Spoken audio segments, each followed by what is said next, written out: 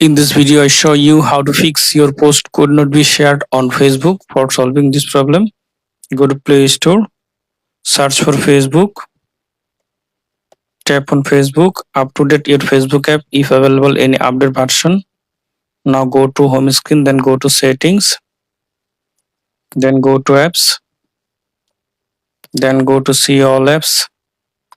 Now search for Facebook,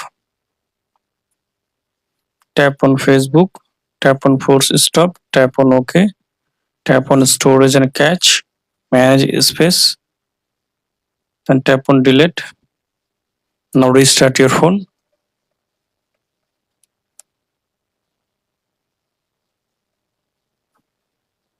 After restart your phone, now open Facebook app.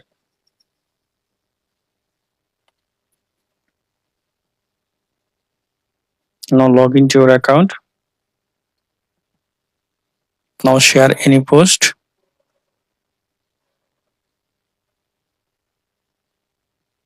Now I hope that this method fixed your post could not be shared problem. Thanks for watching. Don't forget to subscribe.